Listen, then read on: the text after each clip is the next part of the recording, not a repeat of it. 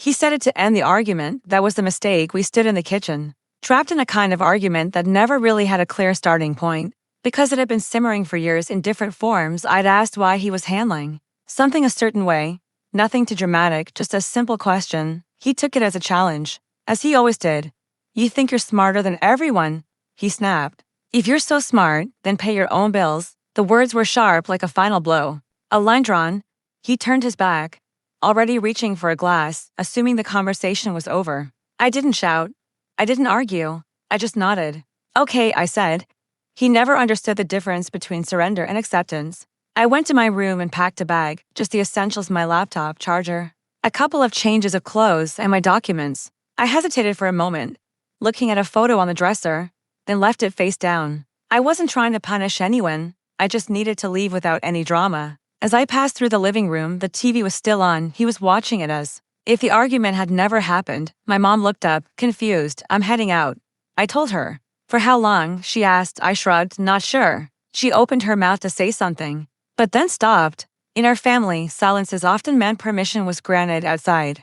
The air felt colder than it should have. I sat in my car, hands gripping the steering wheel, waiting for that rush of regret to set in. It didn't come. Instead, I felt a heaviness, maybe uncertainty, but it stayed quiet. That first night wasn't empowering, it was awkward. I slept on a friend's couch, wrapped in a blanket that smelled like laundry detergent I didn't recognize. Every noise was too loud, every choice what to eat, when to sleep felt unfamiliar. Even when it wasn't a big deal. I was paying my own bills now, all of them. Some I had been paying before, but now they were officially mine. Rent had been a shared responsibility back home. Utilities had been temporary. My phone plan, the internet, a few subscriptions, they had always fallen on me. But now they were my full responsibility. Weeks passed. I found a small place. It was too small to call comfortable, but it was quiet enough for me to think. I learned the true cost of groceries, now that I couldn't rely on anyone else to cover the things I forgot. I learned that silence could be peaceful instead of tense. I didn't call home. Neither did he. Then, a month later, my phone rang in the middle of the afternoon. His name lit up the screen. No message, no preface, just his name. I answered. What did you do? He asked, skipping any greetings. I leaned back against the counter in my apartment, the space smelling faintly of coffee and dust.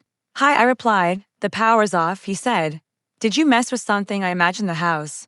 Dark, but not in a dramatic way, just inconvenient. The fridges and dying out, the clock blinking. Small things failing one by one. I didn't mess with anything, I said. Well, it's off, he said. And they're saying there's a balance. I waited. He was used to filling silences with certainty. This time, it felt different. A balance, I repeat. He said. Yes, I answered. Don't play dumb. I closed my eyes, not in anger, just trying to reset.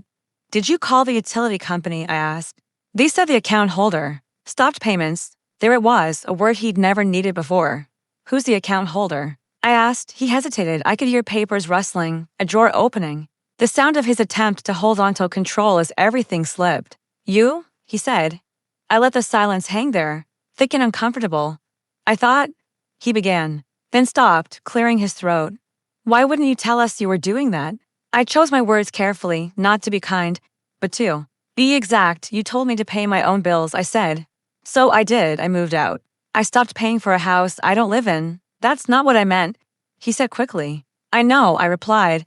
But it's what you said. That distinction mattered. It was the whole point. You could have given some warning, he said, his voice tightening. This isn't how family works. I looked around my apartment, the second-hand table, the lamp that flickered when I bumped it. This place didn't feel like rebellion. It felt like consequence. I didn't leave to teach anyone a lesson, I said. I left because you told me to.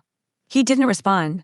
I imagined him standing in the kitchen, phone pressed to his ear, in the same room where he thought the argument had ended. His authority had worked there for years, but it didn't work on hold with the utility company. So what now? He finally asked. Now, I said. You call them, you set up the account in your name. Or you don't, it's your way. Not mine anymore. He exhaled sharply. You're really doing this? Yes, my voice wasn't angry. That seemed to unsettle him more than yelling would have.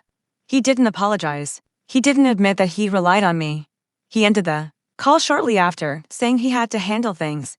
He said it the same way he always had, but it sounded different now, smaller. After the call, I sat down on the floor with my back against the couch. My hands were shaking. Just a little, not from fear, but from release. Independence didn't come with fireworks. It came with spreadsheets and awkward phone calls and the realization that sometimes distance is the only way to stop an argument from repeating forever. My relationship with my father didn't end. It just changed. Our conversations became shorter, less performative. He didn't ask me to come back. I didn't offer. Some nights, I missed the familiarity. Other nights, I slept better than I ever had. He never said, "Jerry depended on you." He didn't have to bow. The power came back on. The house kept running. So did I just not from the same place anymore?